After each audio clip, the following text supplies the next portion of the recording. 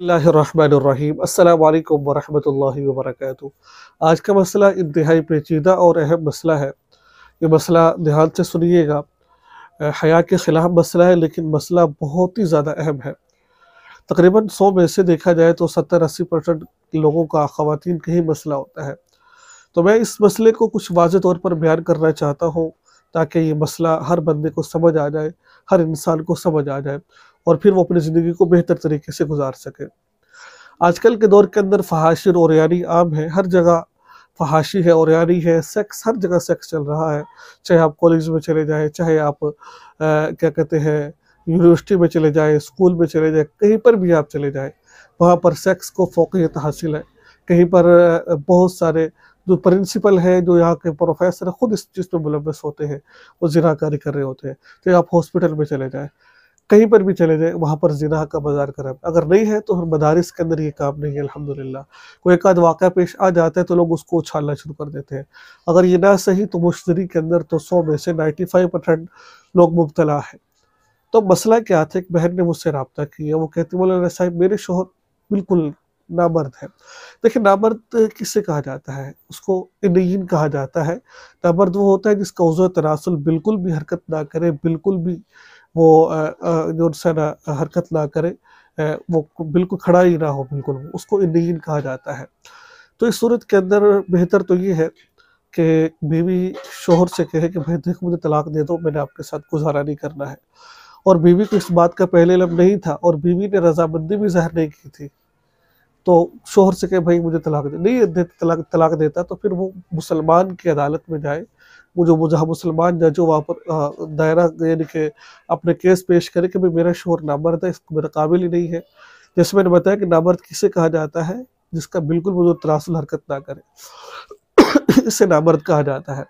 अब इससे आप ये पहले तो कोशिश करें, तलाक ले ले, खुला ले ले, हक महर माफ़ कर दे, उससे छोड़ो, नहीं कर रहा तो फिर आखिरी स्टेप है कि अदालत जाए, वहाँ जाके यानी कि केस दायर करे।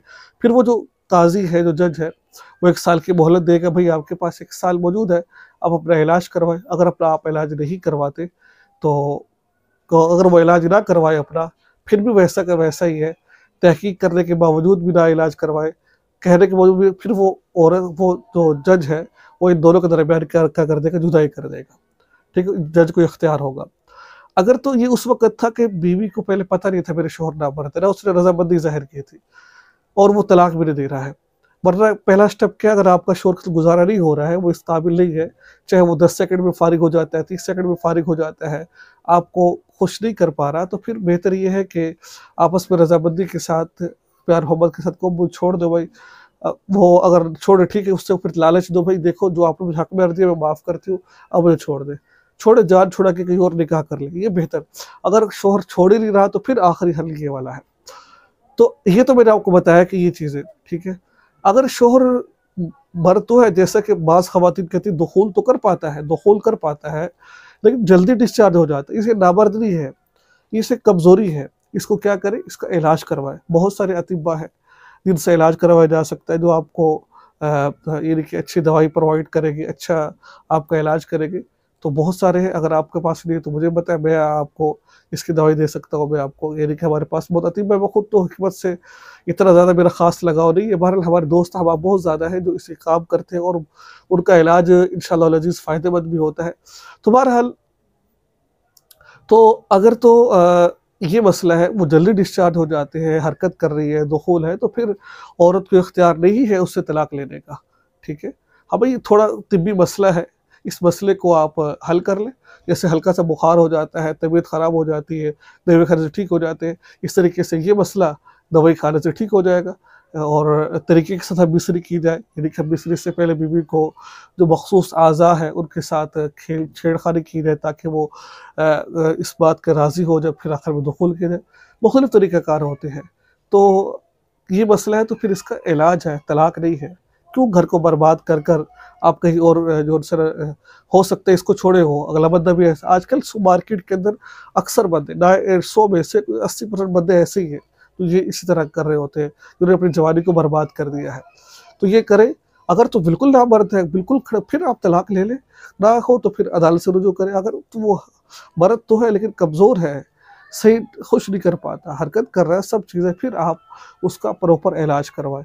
अगर वो इलाज भी नहीं करवाता तो फिर उससे अलहदगी इख्तियार करें, भई उससे कोई मैं नहीं रह सकती।